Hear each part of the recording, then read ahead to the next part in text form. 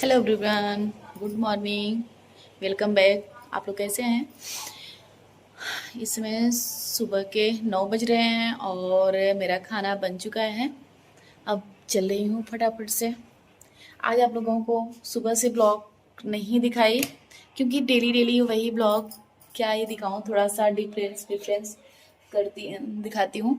तो फिर यहाँ ये देखिए, मैं अपने लिए दलिया बना के रखी हूँ, क्योंकि मैं थोड़ा सा वेट मेरा ज़्यादा है, तो इसलिए मैं अपने लिए दलिया बनाई हूँ। और सबके लिए दाल चावल। और ये जो हमारे गांव में वो होता है ना, जो जो गांव से जुड़े हुए होंगे वो उन्हें पता होगा। ये इसे क्या बोलते हैं, महुआ की जो हम लोग कोइया बोलते हैं, तो उसकी सब्जी है, सब्जी नहीं है ये, जिसे भरता अचार के टाइप बना हुआ है। इसकी सब्जी भी बनती है। ये मैं अभी ये देखिए ये वो करके रखी हूँ भिगो के, ये शाम को बनाऊंगी तो आप लोगों के साथ शेयर भी करूंगी कि मैं ये कैसे बनाती हूँ, इसकी सब्जी किस तरह से बनती है। तो आप लोगों को बने रहिए हमारे ब्लॉग में, शाम को आपको दिखाऊंगी किस तरह से इसकी सब्जी बनती है। फिलहाल मैं निकाल देती हूँ खाना। मेरे भांजे आ चुके हैं और खाएंगे खाना, और उनको जाना है गैरेज पे, तो इसलिए मैं फटाफट से निकाल देती हूँ खाना। हमारे साथ हमारे ब्लॉग में बने रहिए कंटिन्यू। सबको निकाल के दे देती हूँ आगे खाना, और सब लोग खा लेते हैं, उसके बाद करूँगी और जो सारे काम है वो।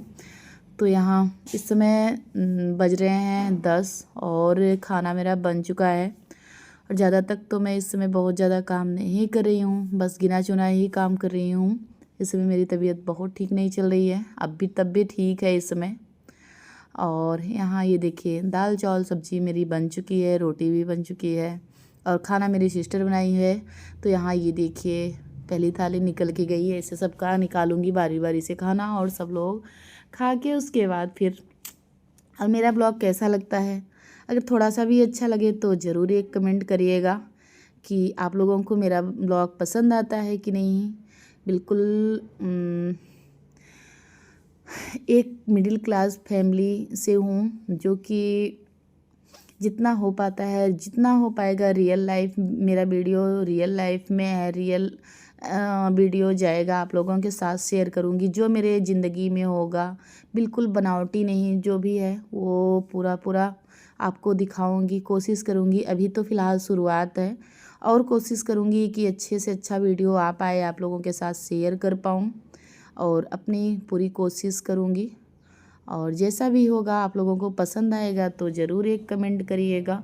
तो यहाँ सबको खाना दे दी, और मैं अपना खाना निकाल के खा के उसके बाद चलती हूँ, फिर से काम में लग जाती हूँ। तो ये देखिए ये पीछे मेरी गाय भैंस हैं, तो आगे यहाँ ये जो चरी हमारे यहाँ बोते हैं, तो फिर चरी को काटने, तो ये देखिए आती है चरी खेत से। तो खेत में तो फ़िलहाल हम लोग नहीं जाते हैं, जो बोते हैं ना, जो बोते हैं वही काट के ले आते हैं खेत से।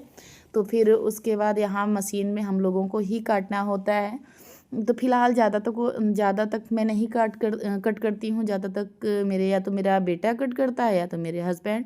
थोड़ा बहुत ही मैं कट करती, पहले तो मैं पूरा पूरा काट लेती थी, पर इस समय तबीयत अच्छी नहीं चल रही है, तो बहुत ज़्यादा तो नहीं कट करती हूँ फ़िलहाल। काम भर का सोचती हूँ कि इससे क्या होता है ना, एक एक्सरसाइज हो जाती है, और जो अपना जो शरीर जो होता है ना फिट रहता है। तो फिर वहाँ से मैं करके आ गई, चरी जो है कट करके, और गाय भैंस को चारा हो गया। उसके बाद मैं यहाँ आ गई, ये बनाने लगी ढोकला। तो अभी ये निकाल रही थी, निकाल के उसके बाद फिर फटाफट से सबको दूंगी खाने। ये अभी बिल्कुल गर्म था ना, गर्म नहीं, थोड़ा सा ठंडा हो जाता है तो अच्छे से निकल आता है। तो फिर बच्चों को अभी भूख लगी थी, तो मैं सोची कि जल्दबाजी में निकाल रही थी, तो इसे अच्छे से वो करना पड़ा। ढोकला बहुत स्पंजदार हुआ है, पर वही है कि गर्म की वजह से अभी अच्छे से निकलने, यही थोड़ा सा ठंडा हो जाए ना तो बहुत ही अच्छे तरीके से निकल जाता है। तो फिलहाल जल्दबाजी थी, इसीलिए इस तरह से कर रही थी ताकि निकालने के लिए। तो यहाँ इस तरह से ऐसे चारों तरफ से चिमटे से पीट रही हूँ, निकल जाएगा भी। और नहीं तो अगर ठंडा हो जाए ना तो बहुत ही आसान तरीके से ये ढोकला निकल जाता है। ज़्यादा इसमें मैंने कुछ नहीं मिला, ये देखिए बहुत ही अच्छे तरीके से शेप और बहुत स्पंजदार ढोकला मेरा बनके तैयार हो गया है। आप लोग भी आइए, फटाफट से खा लीजिए मेरे साथ ढोकला, एंजॉय करिए। तो फिर इस तरह से मेरा ढोकला बनके तैयार हो गया। इसे कट करती हूँ, छोटे छोटे पीसेस में कट कर लूँगी। कट करके उसके बाद इसे करूँगी फ्राई करके, और फिर सबको दूंगी खा के। उसके बाद जो और बाहर सारे जो काम करना है वो भी करूँगी। तो वहाँ से खा पी के चाय नाश्ता हो गया, फिर निकल पड़ी अपने काम की ओर।